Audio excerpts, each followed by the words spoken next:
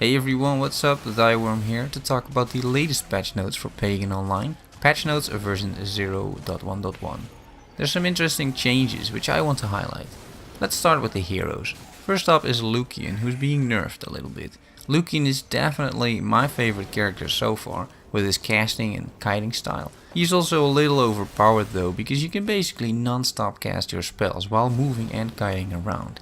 You're only really getting into trouble if you're being hit, but the window of that happening was really small.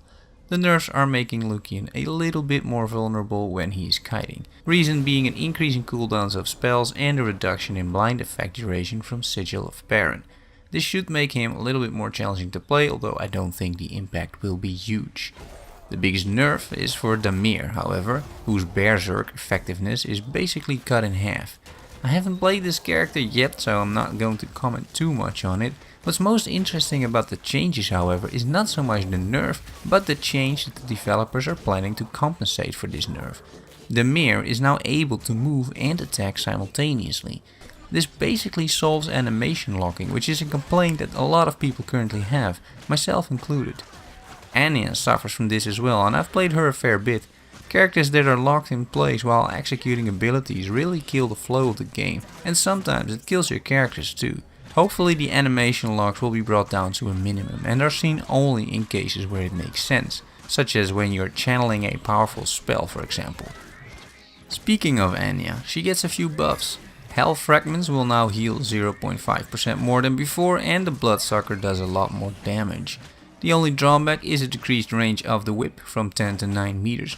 But that seems fair though, because the range of that thing is absolutely insane and almost covers the entire screen. It's also usually not necessary, as enemies are hardly ever that far away from you. Masha, also a character I haven't played yet, has a reworked passive and gained a buff to Bladestorm, increasing the damage by 150%. The overall idea behind these changes is to provide Masha with more sustainability in fights. The next section of the patch notes contains battles, combats and balance. This section in particular isn't all that clear because bullet points are really vague. Furren the Soulsmith is on there, for example, but nothing else is mentioned. Still, vagueness aside, there are some takeaways.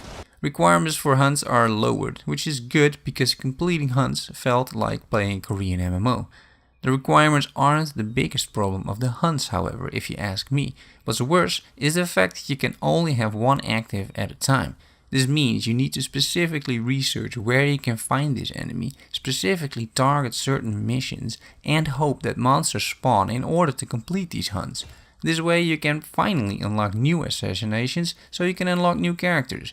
And it's just a huge chore. Allowing players to take up to 5 hunts would really help. Apart from this, there's nothing too interesting here if you ask me, so let's move on to itemization and drops.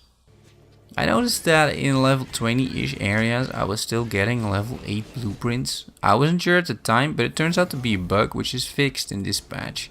Areas now drop the correct blueprints, which makes farming for them a little easier. In terms of sound effects and music, Mad Hat Games did some polishing. I've noticed in my time playing the game that there's a few audio bugs, and the main one I kept encountering was the whirlwind sound effect of Kingwitch, which just doesn't stop after the ability ends. It's not on the list of fixed things, so I suppose it'll still be there after the patch as well. Another thing I noticed was a very inconsistent pace in terms of music. Sometimes there's no music for several missions, and then suddenly out of the blue you hear an entire orchestra and choir. Nothing is mentioned about this either, but I can't even be sure it's a bug. So what did they fix? Minor things really, like some NPC sounds, the speed of voice of the old man, the firework effects and the level up sound. Still good that there's also attention to sounds though, even in patch notes. Last but not least, the general fixes. Nothing groundbreaking here either, and most of these bugs are not something I remember encountering, to be honest. Apparently issues with chat, but I don't really chat much. Decals on the ground, minimap markers in the tutorial, that kind of stuff. Looking ahead to the near future, Mad Hat Games reveals that their top priority is still co-op. I think that would be really interesting. I've had a lot of fun playing Vicar of Ren in co-op mode, for example, just because of the sheer stupidity of that game. I can see co-op being also a really valuable asset in Pagan Online, and I'm curious to see how interactions between different characters would work out and how they pull off the loot, trading, all those things. Also, they plan to keep the WASD movement, and they should. Changing that now makes no sense. Stick to the plan, guys, it works completely fine and there's nothing wrong with WASD movement in an action RPG. I'll be posting more videos about Pagan Online in the future, covering some of its aspects. I think it's a really interesting game and a community to be part of, so throw me a sub if you want to stay updated. That's it for now, enjoy playing and I will see you all soon. Bye bye.